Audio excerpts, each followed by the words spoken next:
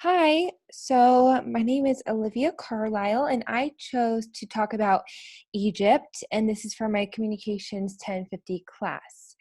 So, first of all, so basically, my thesis statement is Egypt has such a fascinating culture that could take many lifetimes to learn about, and it has set examples for architecture, religion, and communication. Now, my first point I'm going to talk about is ancient Egypt. My second point I'm going to talk about is current Egypt. And my third topic I'm going to talk about is communicating in Egypt. Okay, so introduction.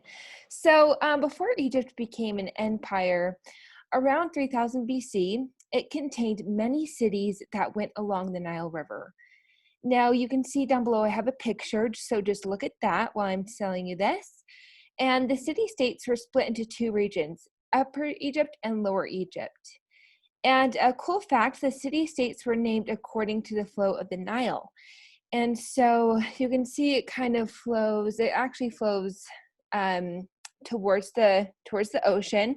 And so each name was, I guess, an Egyptian name according to the flow of the Nile, which is really awesome. And over to the right here, I have a picture of Egypt. And fun fact, ancient Egypt's empire actually stretched as far north as Syria and as far south as Sudan. So today's Syria and today's Sudan, it was huge, just a huge country. And below each picture, I do have a citation of where I got those pictures. So one of the things that we all think about, I think, when it comes to ancient Egypt is Pharaoh. So according to nationalgeographic.com, Pharaoh meant great house in ancient Egypt. Now, there were pharaohs, and they weren't always men or Egyptian, but they were considered protectors to the people, and they were believed to help connect humanity to the many gods that they worshipped. So they were like a liaison to the gods, and people looked up to them and they depended on them, kind of like a sidekick, you know what I mean, kind of telling them like what to do next. And they really believed in these pharaohs. They were kind of like a higher power to the people. And it was believed that after the pharaohs passed away, they became gods. Now, in order to prepare to become a god, they built pyramids and mausoleums. Maybe I should have looked up how to say that. But anyway, pyramids and mausoleums. So the Pyramid of Giza is crazy cool. And the Valley of the Kings is the mausoleum as well. So you have the pyramids and the mausoleums. And these are also known as elaborate tombs. So pharaohs would fill their tombstones with all the treasures, belongings, or anything that they might need in the afterlife. So things such as like food, gold, jewelry, even pets and drinks. And it is important to understand that pyramids took at least like 20 years to build, and the mausoleums took a long time as well. So you can imagine, this pharaoh wants their pyramid and mausoleum to be built, and so they just had to start, and hopefully they finished before they passed away. And it is also important to understand why the Egyptians chose the pyramid shape. And I actually didn't know this until I started to research this topic. But according to this website, ancientegypt.com, it says the pyramid had sloping sides so that the dead pharaoh could symbolically climb to the sky and live forever. So that's kind of cool, it kind of symbolizes them kind of going up. And so, as we all know, what belongs in a pyramid is a mummy. So mummies. So deceased bodies would actually be embalmed, wrapped in hundreds of yards of linen, and then placed inside a tomb so the body could be renovated in the afterlife, kind of like they were perfecting themselves for the afterlife. Now, it is important to know that mummifying was actually expensive and beyond anyone's budgets in ancient Egypt. So because of this, pharaohs and those of the highest noble authority would be mummified. Isn't that interesting? I don't know if I'd be able to be mummified in today's age. Okay, so currently, In Egypt, honestly, it's kind of a sad place right now. Nobody really likes their president. They have had tons of protests going against their president. And but the one that really stuck out to me as I was looking online, I just put the headline: currently, victims of sexual assault speak out on social media. I'm just going to read this paragraph real quick.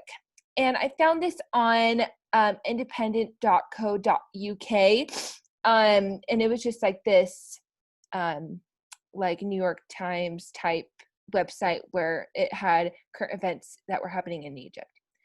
So I put Egyptian women are taught to be silent even if something is wrong or they are hurting. Like they grew up believing that just be quiet, silence yourself, femininity equals silence. That's how the Egyptians kind of grew up. And so actually that quickly changed in 2008 when an Egyptian woman spoke up about being groped by a man in public. Now, because she spoke up, many women spoke up. Okay, because she spoke up, many women also did about being sexually harassed, and it started to break the stigma in Egypt. Now, however, during COVID-19, a girl posted a TikTok explaining that she had been sexually assaulted. Because of this, other Egyptian women felt empowered, and they spoke up about it too on TikTok, and many of these videos went viral. All of a sudden you have these Egyptian women speaking up about being sexually harassed, and a lot of girls can relate to it, especially on social media, and so they go viral.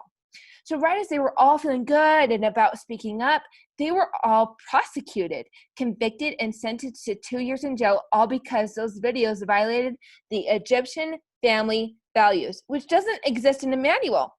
So how could they be prosecuted if they don't have proof? So I guess because of this, the stigma lives on.